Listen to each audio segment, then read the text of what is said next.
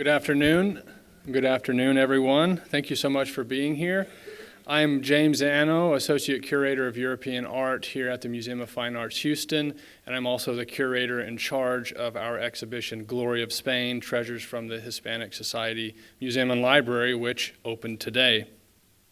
It's my pleasure this afternoon to introduce our speaker, Dr. Mitchell Codding. Dr. Codding is Executive Director and President of the Hispanic Society Museum and Library, located on Audubon Terrace in Upper Manhattan, New York. The Hispanic Society arguably boasts the greatest collection of Hispanic art outside of Spain in America, or perhaps even in the world, with more than 750,000 objects in its collection, spanning more than 4,000 years of art and culture. Dr. Codding has been Executive Director and President of the Hispanic Society since 1995, and before that, he was Assistant Director of the Hispanic Society from 1984 to 1995. Dr. Codding commands expert knowledge of the Hispanic Society's collections and is a leading scholar in the field. Dr. Codding has also made major acquisitions in all areas of the collections of his museum, and most notably has expanded the collection of fine and decorative arts from the Spanish Americas and 19th century Latin America. For his many contributions to the Hispanic art and culture, Dr. Codding was decorated with Spain's Order of Isabella the Catholic in 2010, which was a great honor indeed. I thank Dr. Codding for lending to the MFAH over 220 of the Hispanic Society's greatest masterpieces presented in our exhibition, Glory of Spain. And we're thrilled that Dr. Codding is here to speak with us about the history of the Hispanic Society, its founder, Archer Huntington, as well as the shape and nature of the collection. So please join me in giving Dr. Codding a very warm Houston welcome.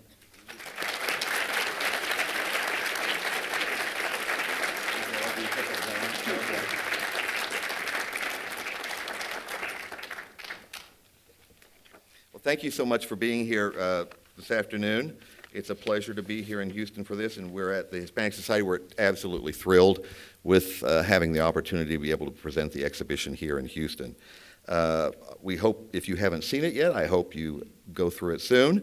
This afternoon, I'm really certainly going to talk about the history of how everything came to pass and how the Hispanic Society was created and how the collections were formed over the years. No other, as James was sort of suggesting, no other institution in the world, even in Spain, can offer such a global vision of Spanish history, art, and culture spanning more than 4,000 years. The museum collection comprises 18,000 works of art from the Paleolithic age, that's more than 2000 BC, up to the 20th century, with numerous iconic paintings and sculpture by Spanish and Latin American masters, as well as superb examples from all areas of the decorative arts of the Hispanic world. The library, with over 250,000 manuscripts, 35,000 rare books, and 300,000 modern books, its renowned library serves as an essential resource for research into the arts, literature, history, and culture of Spain, Portugal, Latin America, and the Philippines. The collection of prints and photographs preserves an invaluable visual record of Hispanic cultural patrimony, with 17,000 prints from the 16th century to the 20th century and over 100,000 historical photographs ranging from Philippine daguerreotypes of the 1840s up to the Hispanic Society's photographic expeditions to Spain in the 1920s.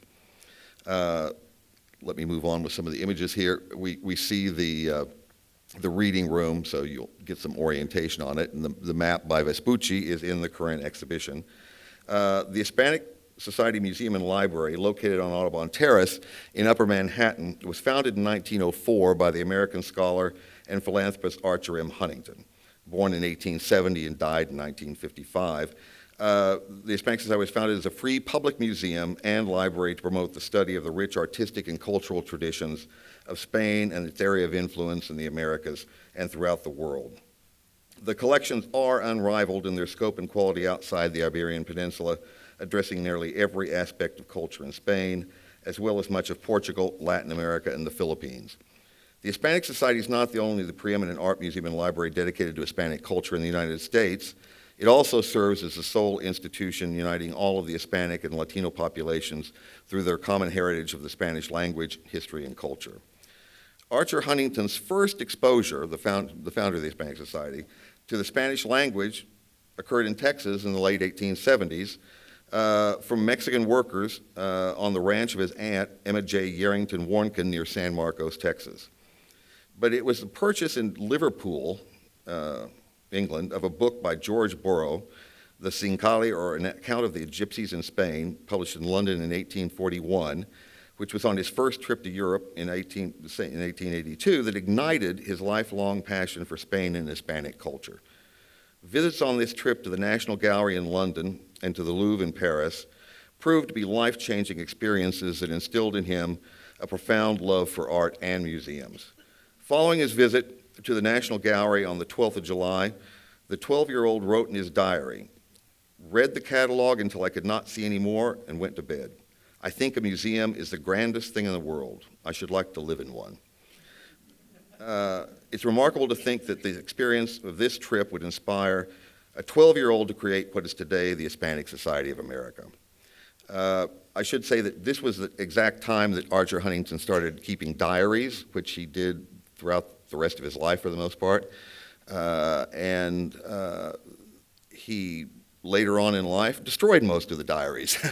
So we only have fragments of them of what he decided to keep.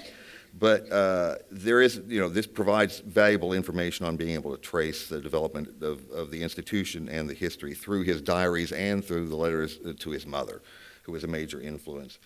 Archer Huntington was born Archer Milton Worsham in New York City on the 10th of March, 1870, weighing an impressive 11 pounds at birth. He grew up to be 6'5", and at one point or another weighed almost 300 pounds. He took the surname Huntington in 1884 when his mother, Arabella Duval Yarrington Worsham, who you see at the left, and that's the infant Archer, you can tell he was a big baby, married Collis Potter Huntington, the founder of the Central Pacific Railroad, which was the western spur of the Transcontinental Railroad, and the Newport News shipyards in Virginia. Arabella, along with Collis, built a very large art collection, and after his death, she built another collection on her own. What you see here is the library in her residence that she created before they were married, which was on 54th Street between 5th and 6th Avenues in New York City. She bought it in 1880, and between 1881 and 1882, she had one of the top interior design and furniture firms in New York City, which was run by George Shasty. It's not a household name. It's only been recently more documented, but they were one of the top 3 firms in that period in New York. And it was all custom interiors, and in fact, she spent $1 million in that period redecorating this entire house. It was a big sort of Victorian house on 54th Street, and when she took over that house, there was virtually nothing built north of it.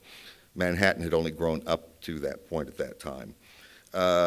After her husband's death, she went on to form other collections, but what we see here, I'm going to show a few images, is one that she acquired following Collis's death, which she owned the famous Rembrandt painting of Aristotle with a bust of Homer, which is now in the Metropolitan Museum of Art. It was not a donation. Actually, it went to Archer Huntington after she died, and he sold it, and it went through several different owners before it finally was purchased by the Met.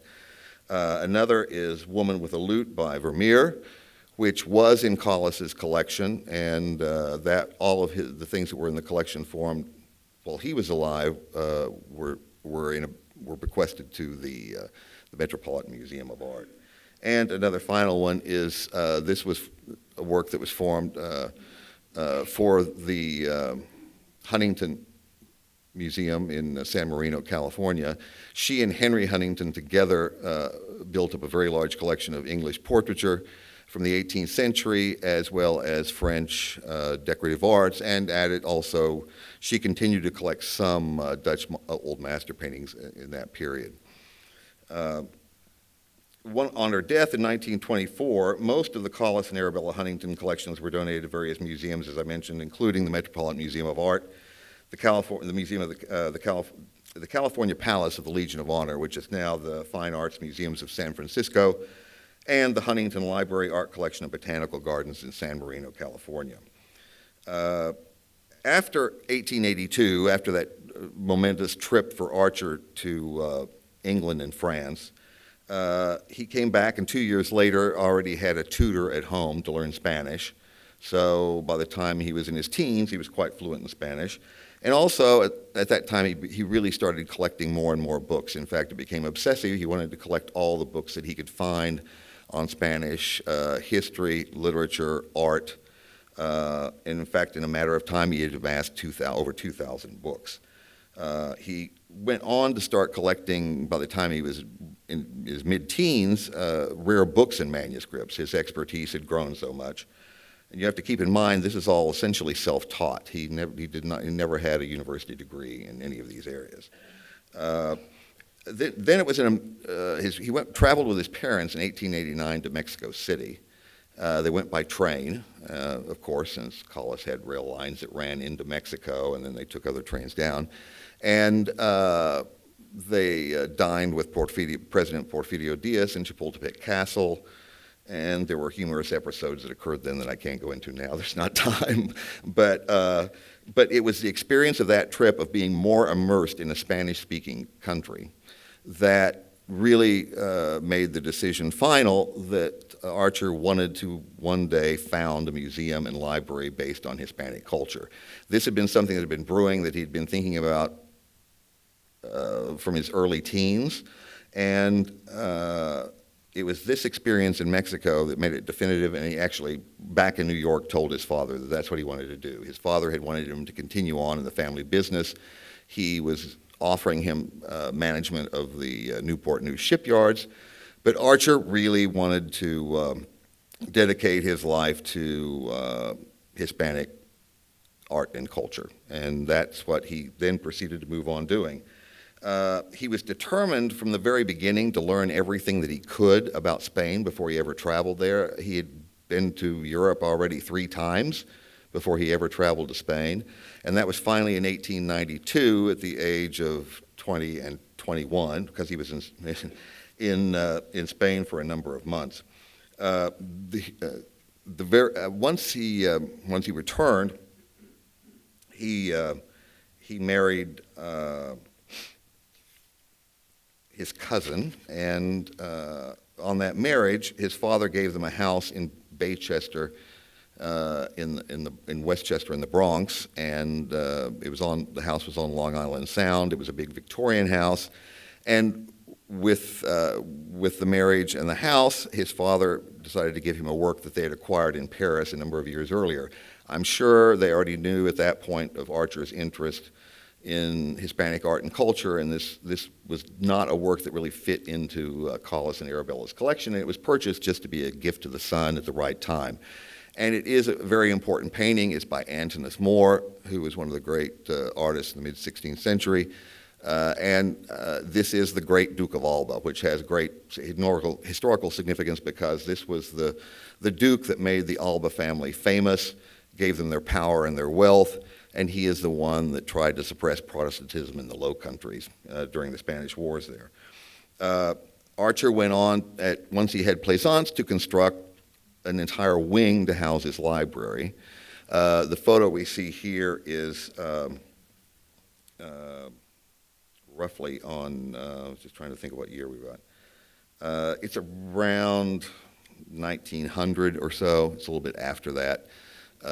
Which is datable because a few of the archaeological pieces that are on view in the photograph. But you can tell he had his whole system worked out. He studied other libraries. He designed it so that the walls were shelves for the books, and hung what works he had acquired at that time, which are, except for the archaeological items, it's mostly reproductive works, anything that looks like a painting is a reproduction, and the tapestries were just generic decoration. They're not necessarily Spanish.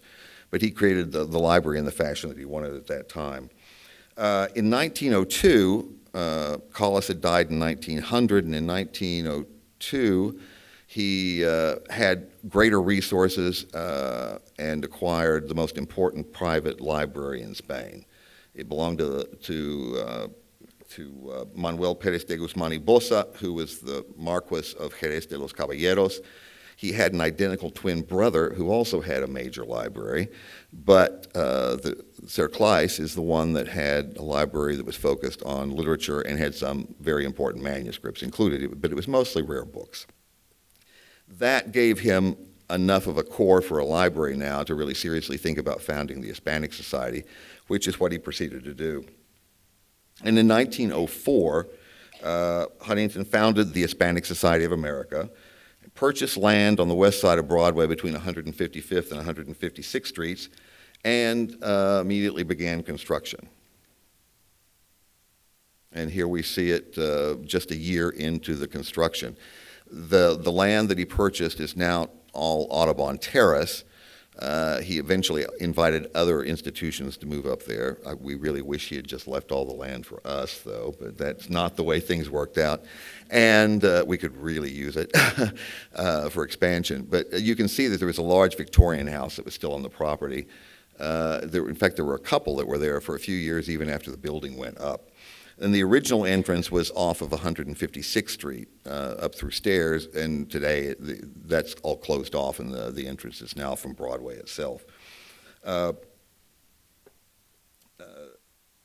Over time, as he was building the institution, the library of the Marqués de Jerez de los Caballeros gave him a major library that would be an essential source for research for many scholars over time. But that in itself wasn't enough, and Huntington kept collecting and collecting and collecting. And the library's, really the bulk of the library's collection of rare books and manuscripts was formed in a period of less than 10 years.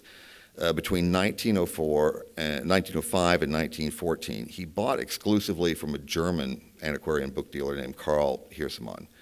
And Hirsemann would put together entire catalogs of Hispanic material. It could be Spain, it could be Latin America, it could be the Philippines, various areas, and Huntington would buy the entire catalog at a significant discount. Huntington really felt that he had found the ideal way to build a major collection as quickly as possible, and it was almost too successful because after 9 years, and this is where also in 1914, when he stopped collecting, it was getting to the point that the war was beginning to break out in Europe, and it was sort of time to quit because in the case of rare books, he was already acquiring way too many duplicates that would have to go back in these Hirsemann purchases. But essentially, in 1914, that was the end of his collecting for rare books and manuscripts. He had already amassed so much material, essentially he didn't really even know what all was in the library at that point, and the librarians took decades to catalog just the rare books, and the manuscripts were left basically with the cataloging provided by Hirsemann's own catalogs. The building was completed in 1906 and opened to the public in 1908.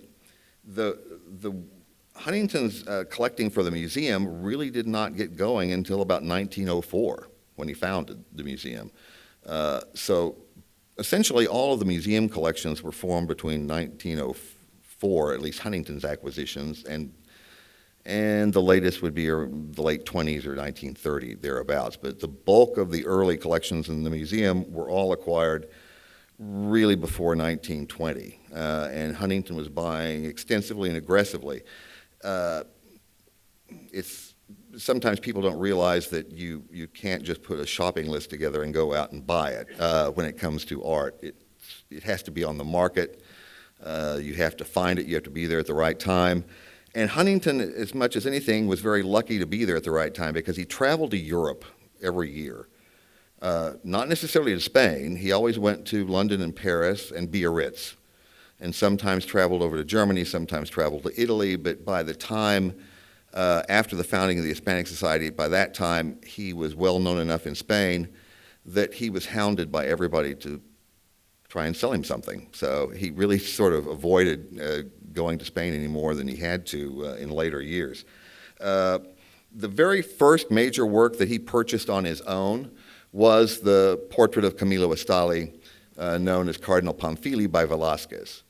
And it was probably one of his biggest bargains, because when it was purchased, Velasquez was not, this is very early on in the interest of collecting paintings by Velasquez, which are rare in their own right, just because most of his works still are in Spain.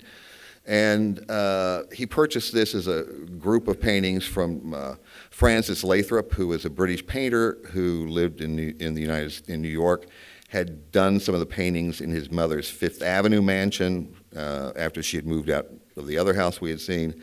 And Archer had known him for a number of years, and Francis Lathrop convinced him to buy a lot of about 10 or 12 paintings. The only one of which ultimately that really proved to be an exceptional painting is this Velasquez, but he hit a home run at least with this one. This was acquired through a Paris dealer named Trotti in 1904. He then went on in 1904 to buy this work from Francis Lathrop, which is also an exceptional work, but it was just these two works that were of significance. There were a lot of other portraits that didn't really quite pan out ultimately over time. When Huntington had, in 1898, before founding the Hispanic Society, he had carried out for a few brief months excavations at the Roman site of Italica, which is near Seville. The modern city is called Santi Ponce, and it was there that he took over excavations that were already being carried out by a German archaeologist, and he managed to excavate some significant Roman sculptures, all of which were given to the Archaeological Museum in Seville, and did manage to excavate a large number of Roman ceramics and glass objects, which did stay in the Hispanic Society's collection. But at that time, in 1898, he met another individual, a Frenchman named George Bonser, who was a professional archaeologist. He actually had been trained as an archaeologist, and was really one of the first professional archaeologists that documented his work properly in Spain. And he worked around a city to the southeast of Seville called Carmona. And Bonser became good friends with Huntington. Huntington became a patron, and for Bonser, the purchases that Huntington made from Bonser's excavations gave Bonser the money to continue his excavations. And Huntington also managed to publish the research of Bonser on many of his most important excavations, one related to the Billbeaker culture, other related to Phoenician ivory or bone pieces that were found, works in bone that were like boxes and combs that he had unearthed. And there was a very fruitful relationship with those two that went on for a couple of decades. This is some examples of Billbeaker pottery. These were acquired in 1905 from Bonser. It's basically the bowl on a pedestal in the center and the bowl on the right. The rest of the Billbeaker acquisitions were carried out a few years later, around 1910. And the Hispanic Society, through those pieces acquired from Bonser, actually has sort of the finest representative collection of Spanish Billbeaker pottery in the world. Most people are not familiar with the Billbeaker culture. It's not that well known, but they were actually the first ceramics-based culture that produced decorated ceramics. They started out on the coast of Portugal, moved north all the way to the British Isles, or even around Stonehenge, and went as far east as Germany. And they were the culture that introduced copper smelting in all those areas in Europe. So they really had a profound influence, but in Spain, their ceramics are far more decorative. That's where they produce this burnished blackware with dramatic white incised decoration that's filled with basically a bone paste, ashes from bones. Huntington continued with antiquities from the very beginning. his late teens, he already had worked out a list of what he thought he should have in a museum and library, and it all went by periods and types of objects. And he basically went along over time sort of ticking things off of that list. Sometimes he was satisfied with one work that filled a category. Other times he bought extensively in one area. In the case of archaeological items, he really liked that area, and basically the Hispanic Society has the largest collection outside of Spain of Spanish archaeological material.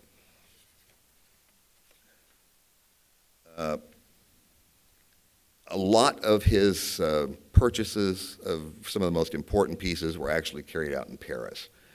And between about 1904 and 5 and 1914, he bought actively from dealers and at auction in Paris. From other places, he also, because of his London travels, he bought heavily from one dealer in London, which was Lionel Harris, who had the Spanish Art Gallery. And the tombs of the Duchess of Albuquerque and the Bishop of Palencia, both from the same church in San Francisco de Cuellar, which is in the area province of Segovia, were acquired through Lionel Harris at the Spanish Art Gallery. The tombs are complete, but when Huntington acquired them, the buildings had already been built and there was no way to reconstruct them vertically, so they're compressed into a very tight space, relatively speaking, but both tombs, if they were to be completely reconstructed, go up over 30 feet high. And what we have used for the traveling exhibition is the effigy figure, which is one of the finest elements of the Duchess of Albuquerque, which is by a renowned Spanish late Gothic sculptor, Sirois.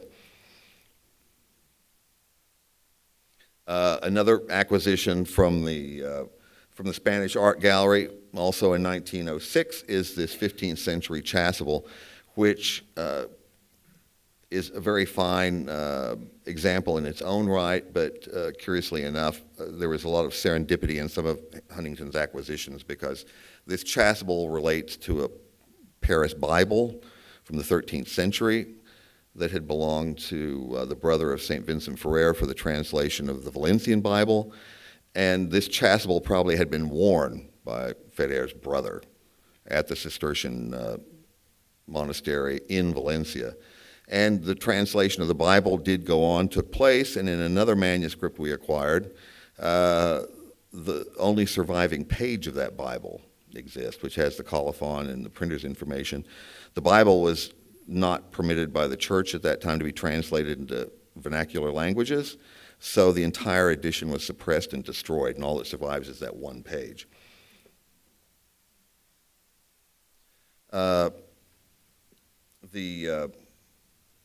fine Immaculate by Carreño de Miranda, who was one of Spain's major painters after Velasquez, was acquired in Paris from the Sedlmayr Gallery in 1906. Huntington bought a large number of paintings from Sedlmayr around that time earlier on, and ended up sending almost all of them back because they weren't what they really should be. And this is one of the few that he kept out of that large purchase. But this one is a very interesting work, and it's signed and dated 1670.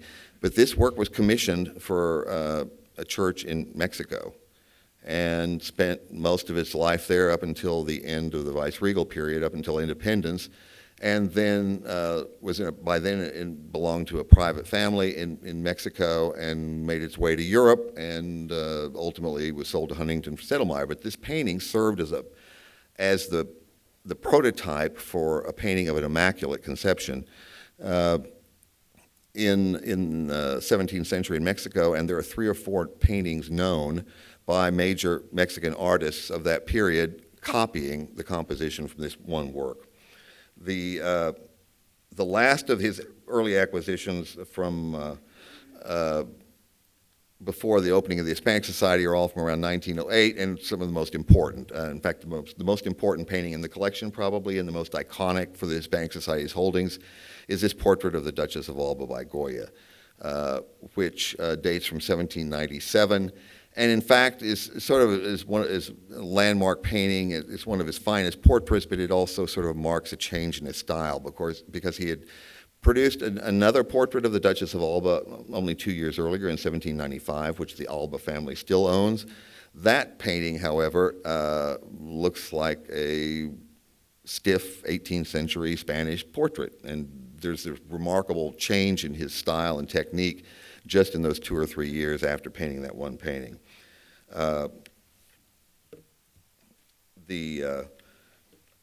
At that same time, he also was buying in New York. He bought a lot of paintings from the Eric Gallery in New York, also bought some Spanish lusterware, and he bought this very fine painting by Zurbarán of Saint Emerentiana. We have 2 saints, female saints by Zurbarán in the collection, and this is definitely the finest one. For years, this was identified as Saint Rufina rather than Saint Emerentiana, which is a much more obscure saint, so to speak, because of a confusion over what she was holding on top of the prayer book or Bible that she's holding. It was believed to be maybe some lumps of clay because Saint Rufina was a potter.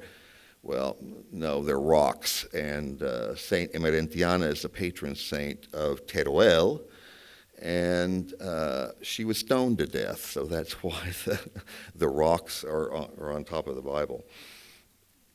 The Hispanic Society has one of the greatest collections in the world of Spanish lusterware. Huntington loved it.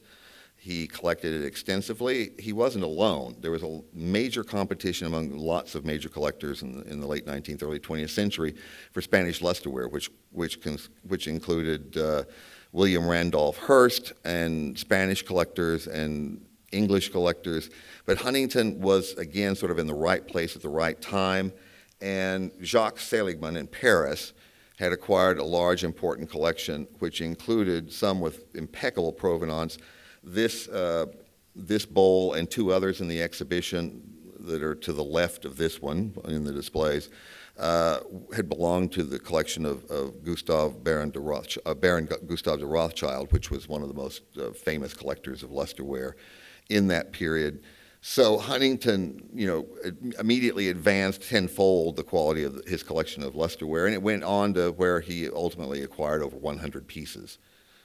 We have not acquired a new piece of lusterware in over 100 years, basically. There was a pause somewhat after this with the opening of the Hispanic Society, but he didn't even wait but a few months, and he was back off to Europe. And in London, he saw on exhibition the works of Joaquin Sorolla at the Grafton Galleries. He clearly was impressed with them. He did not put any remarks in his diary, which has frustrated people forever, but he was so impressed with what he saw, and he thought it was so much what he wanted to present to the American public, showing them the people and customs of Spain, that he immediately had agents contact Sorolla to organize an exhibition in New York in 1909. He had already promised the first exhibition at the Hispanic Society to Ignacio Zuluaga, but Sorolla was so enthusiastic, put it all together so quickly, and promised to bring so many works. It was something like 300 oil paintings were brought, almost 100 small oil sketches, and that Huntington bumped up the time for the exhibition to February of 1909, and this shows the main court in the Hispanic Society in 1909 with the Sirois Exhibition installed. Huntington had to empty the main building with everything that was in it, and had to be able to hang and display all of the works that Sorolla brought. The exhibition was a monumental success. It was the most successful art exhibition in New York up to that time. It was only open for 1 month, and it attracted 160,000 visitors in February 1909, which is the middle of winter, snow and ice, cold. The museum had to be open for as much as 16 hours a day to accommodate all the visitors. They sold 50 or 60,000 catalogs and 2 or 3 printings, and unlike museums today, the works were for sale. So pretty much everything in the exhibition was for sale. Huntington bought the best works out of the exhibition. for himself and for the Hispanic Society. Others bought dozens of works. The sales were huge. In fact, he sold something like 60% of everything that he had brought. And that money made Soria sufficiently wealthy that he then, on his return to Spain, built the house that's now today the Soria Museum. He received dozens and dozens of commissions. He couldn't fulfill all of them for portraits.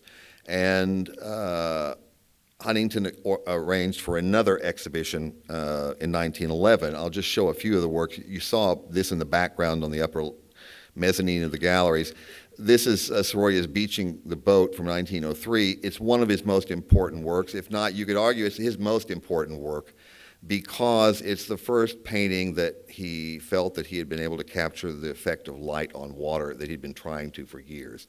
And Soroya, since he's known as a painter of light, this has profound significance in his painting, and it's from this point on that his work changes, and his most brilliant period is between basically 1903 and 1913 as far as his individual works that he was selling.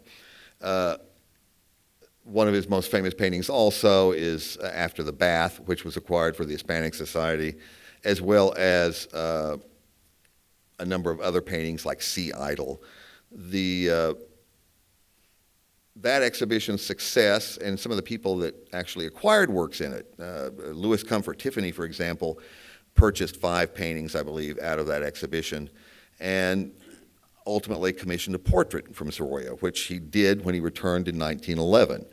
And this is the great portrait of Louis Comfort Tiffany, which is the primary portrait that that was displayed in Tiffany's own home. This was painted in situ at Laurelton Hall in Oyster Bay on Long Island Sound. And it's really a glorious portrait. It has to be the most beautiful portrait that Soria ever made. And this stayed with Tiffany until his death. It passed on in the family. And in 1950, there was not an interest in one of his daughters to necessarily keep the painting in the family, and it was donated to the Hispanic Society. What people may not realize is after the 1920s, Tiffany fell out of favor, Soria fell out of favor. Their works weren't considered of any great worth, and there wasn't much interest in them. So that's not something that would happen today. This is probably one of the most valuable paintings by Soria if it were ever to come on the market, because the Tiffany collectors, if nothing else, would go crazy over it. That 1909 exhibition also led Huntington to think about doing a special commission for the Hispanic Society, an entire room with paintings. This was brought up with Soria as early as 1910. Huntington had in mind a series of historical paintings with a whole series of portraits of the famous individuals from Spain, historical figures from the earliest civilizations up to the 20th century, running around sort of as a frieze below the historical paintings. Well, Soria really didn't like that idea. It meant research, and he was not that sort of a painter. So he came back and proposed to Huntington a series of paintings on the provinces of Spain, which is what we see here. And the commission was signed in Paris in 1900 for $150,000, which was a monumental sum for a living artist for a commission. And Soria spent the next 8 years of his life painting these in Spain. He traveled all over Spain. He found locations that he thought best represented what he wanted to portray. And so most of them, except for the painting of Castile, which is the largest and most complicated, we see a fragment of it there on the far right. These are all individual scenes taken in different countries, and you can even from this photo tell the different tonalities of light in the paintings. One of the brightest, and it's because of the location, is Ayamonte, the painting right in the center with the tuna harvest. And that one is the last painting that was completed in 1919. Unfortunately, Soria never saw these paintings installed anywhere. He kept them rolled in his studio in Madrid. He had a stroke in 1920 and died 3 years later and was never able to paint again. So these were not installed in the Hispanic Society until they were shipped over before Soria died. but the gap, because of Archer's mother's death, Arabella, in 1924, basically the gallery was not inaugurated until 1925, and by that point didn't attract much interest in the New York world. The other exhibition that was planned for 1909 was Ignacio Zuluaga, which took place after the Sirois Exhibition. Zuluaga brought many fewer works, but Huntington managed to acquire really the best ones out of the exhibition, and the paintings by Zuluaga from this period and a few years earlier are actually his best work and all the things. Here we have the family of the gypsy bullfighter. Zuluaga this is not Soria would have painted an actual family of a gypsy bullfighter. This is a composed painting in the case of Zuluaga. And who we have here is his mother is seated in the middle, and his cousin Candida is standing on the right in that sort of acid green dress. And the bullfighter is an actor and so on and so forth. But he was wanting to sort of create certain images of traditional Spain. Here's another that was one of his most successful works. It won the prize in the Paris Salon in 1908. It was a painting done of Lucia Val, the famous opera singer, performing as Carmen in the Paris Opera. She did go on to perform Carmen in the Paris Opera, but it was a year later. So this actually predates her performance, but he did design sets for that production, which essentially dictated the way the opera was presented in that case. But it's really one of his finest works, and is really one of the most successful. Huntington had acquired the one Velasquez in 1904. In 1909,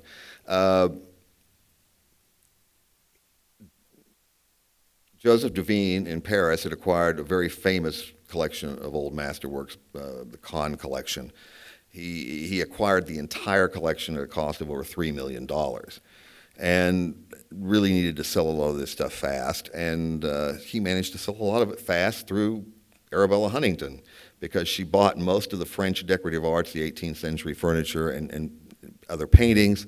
And this painting was not necessarily for her collection, but she thought it belonged in the Hispanic Society, so she paid close to half of the money down to Duveen, and then she told Archer to pay for the rest of it. Well, it was way more than he had ever considered paying for any painting, and refused to do it. And this drug on for months, and finally she hounded him enough that he finally gave in, and Duveen lowered the price, and Archer paid the other half of what she had paid. So this phenomenal painting, one of the few personal works by Velasquez that remained in his studio until his death. It appears in the inventory, or what is believed to be this painting. It's thought maybe that it's a granddaughter. That's how this came to be in the collection. A year later, Arabella found that a major work by Velasquez, a large painting of the Count Dooku of Wadis, was available in a British collection. This also came through Duveen, who was her favorite dealer. She bought almost everything from him. And when she purchased this in 1910 to give to the Hispanic Society in memory of Collis Potter Huntington, she paid $650,000 for it. If you can understand what the world was like then, you can multiply that by about 100. So $65 million is more or less what it would have been worth in today's dollars. It was a phenomenal sum, and it actually set the record for what the most anyone had ever paid for a painting, and that record survived until after World War I. So we're lucky to have this work. It's been in the collection all that time, and most of the early works, like the Velasquez, were never loaned up until 10 years ago or so. But since we've loaned them in a number of occasions. So everyone in Houston has an opportunity to see all three of the Velasquez paintings in the Hispanic Society's collection, which is a remarkable number for any U.S. institution. Other works that he acquired, Luis de Morales was the major Spanish painter in the mid-16th century, specialized in altars, and all oils on panel.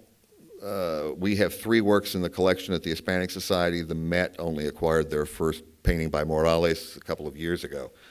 The El Grecos also, Huntington was buying, in some cases, as many as he could. He couldn't resist buying another El Greco. He bought El Grecos into the 1920s, so that today the Hispanic Society has some that are just period works that are maybe studio, but we do have 7 works that are all by El Greco.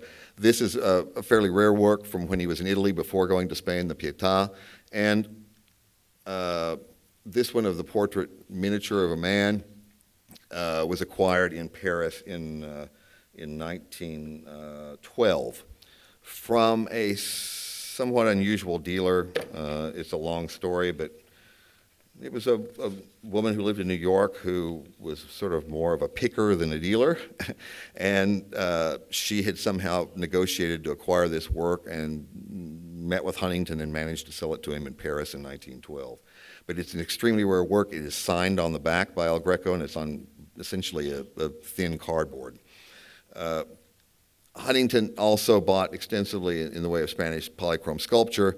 The Hispanic Society has the largest collection in the world of terracottas by Luis Roldan. We have 5. There are 2 other sculptural groups like this that are temporarily on exhibition in the Met in their galleries, while our museum is undergoing renovations. This is the sort of work that we really considered not really something that could travel, but this is the least fragile of the 3 that we have of the sculptural groups. So this was included in the exhibition because she's such an important sculptor, the very first major woman sculptor in Spain.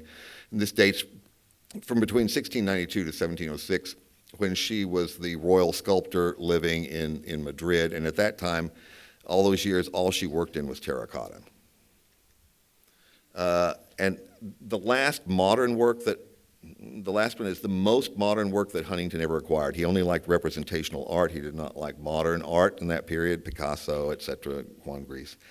And this was as out there as Huntington got in his day. He bought this out of Anglada Camarasa's studio in 1912, I believe. And this is essentially the most modern work that he ever acquired. He went on to get a group of Goya drawings in 1913 from the Spanish painter Raimundo de Madrazo, whose studio was in Paris. And it's a great group of drawings in the fact that it represents sort of all periods of Goya's career in doing drawings. Another one bought from Madrazo at the same time is the Alhambra silk. In fact, all of our Islamic textiles were acquired in one purchase from Raimundo de Madrazo at that time. And almost the same year, 1913, in London, he acquired the ivory pyxis from Medina Asara by Khalaf, which dates from the 10th century, which is really one of the finest examples of Islamic art that exists and the finest Spanish ivory. Now, Huntington, as I said, his collection sort of ceased after World War I. He filled in some old master paintings into the collection. He bought some other contemporary works. Decorative arts he really wasn't buying in that period, and he became less active with the Hispanic Society after 1930. He was 60 years old. He was tired of running a museum. It took up all of his time. And he sort of went into a semi-retirement and really didn't do that much more actively with the museum. So from after 1930, most of the things that entered the collections were gifts, either from Huntington, works that he had held back from earlier acquisitions, and in some cases from a few other individuals. And the Hispanic Society did not have the funds for active acquisitions, even in that period. So it really wasn't until well after Huntington's death in 1955 that the Hispanic Society again started acquiring things on their own through acquisitions, and that started in the late 60s. But there were limited resources, and it's really not until the last 15, 20 years that we've had more funds available for acquisitions. And it's that time when we've added significant works to the museum collections in the way of polychrome sculpture. such as the Pedro de Mena Saint Asisclus, which is a phenomenal work in its own right, but it's really one of his most realistic works. And it's one of the few works where you can sort of say that he actually created someone's portrait. Saint Asisclus did not have a fixed iconography, so he was free to use any individual he wanted. And the two saints, Martha and Magdalene, Mary Magdalene by Juan de Juni, were actually just acquired in 2018. This is probably one of the most recent major acquisitions. Juan de Juni was Spain's most important Renaissance sculptor in the mid-19th century. Since that time, we've also, in these last 25 years, we've built up almost all in its entirety the Latin American collections from that are on view in the exhibition. The books and manuscripts were acquired by Huntington. A few other pieces, maybe a couple other pieces here and there were already in the collection, but all the paintings, all the decorative arts for the most part, all have been acquired in the last 25 years. There's a great painting by Rodriguez Wadis of a cast painting. This is the very first series of cast paintings that were produced around 1715 for the Viceroy Linares in Mexico. A phenomenal polychrome panel of St. James the Moorslayer that dates to the late 16th century. A painting of a type known as enconchado that is unique to Mexico. The technique calls for putting a canvas over board, building up a resinous medium to embed fragments of mother-of-pearl into, and then the artist paints on top of it. Most of the enconchado paintings that are encrusted with mother-of-pearl have larger segments that do not vary within the composition as they do here. And it's really just sort of central figures have large chunks of mother-of-pearl and the artist is painted on top of them. But Nicolas de Correa brought it to a new level that no one else ever exceeded. And that was in matching the size of pieces in the composition where you get a distinction in the floor of the tiles or stone that's in the floor, the silver vessels that are in the upper portion of the painting, as well as in the textiles of the individuals. We were really lucky to acquire probably one of the greatest Latin American portraits from the 19th century a few years ago, which is Arrieta's El Costeño, or the Young Man from the Coast. It's a truly iconic painting of an African-Mexican that there's just nothing else like it. And unfortunately, there are very few paintings like this that exist from Mexico prior to the 20th century, mostly because a lot of times they're more what they called costumbrista scenes, which put people in rather stereotypical settings, as was done in the United States in the 19th century also. This one is a major painting by Sebastian Lopez de Arteaga, painted in Mexico around 1650, and it is signed. You can't see it here, but it's signed on the left about almost halfway up the painting. It's a very important work that was totally unknown when we acquired it at auction in Madrid. And it's based on an engraving by Lucas Vorsterman after a painting by Sir Peter Paul Rubens. The original Rubens was destroyed in a fire in the 18th century, so the real record of that painting exists through copies and the engravings. But here it really shows the great mastery of Arteaga, which had not really been realized before until this painting, of his absolute mastery of human anatomy. As you can see, these wreathing group of fallen angels with the devil below St. Michael. St. Sebastian by Alonso Velazquez is also another work that was painted in Mexico. Velazquez was a painter that was well established in Seville but traveled as the painter to a new viceroy. And his work, as did with all the other Spanish painters that went to Latin America, their work changes once they get there. And he had painted another St. Sebastian in Seville 2 years before he left, a year before he left for Mexico, and this painting really has very little to do with the other one he had done, so it definitively has to be from there. There were great sculptors in Ecuador in the 18th century. One is Legarda, the other one is Pieta, and we were lucky just a few years ago to acquire this phenomenal set of the Four Fates of Man, the different souls, by Pieta, which is really one of the most striking groups of polychrome wood sculpture you could find from anywhere in that period. And this one is really one of the most recent acquisitions with St. Michael, Archangel Triumphant over Satan by Luis Juarez, which was one of the major Mexican painters from the mid-17th, from the 1630s. And Velasquez influenced generations after he was there. Juarez influenced generations, and so did Arteaga. So we have three consecutive major artists now in the collection of where they had moved on, where their influence was felt throughout essentially all the 17th century. And that basically concludes how the collection essentially has been put together over the years. But in its entirety, between the holdings in the library, the great importance of all the works there, particularly manuscripts, there's enough unpublished manuscript material for people to work for 1,000 years on that. And the museum's collections are so comprehensive that it's really the only place where you can go to research a complete survey of 4,000 years of the works of art and decorative arts and literature and culture from Spain all the way to the Philippines. So I hope this maybe gives you a little more information on what you see in the exhibition, and I hope you enjoy it and hope you buy a catalog.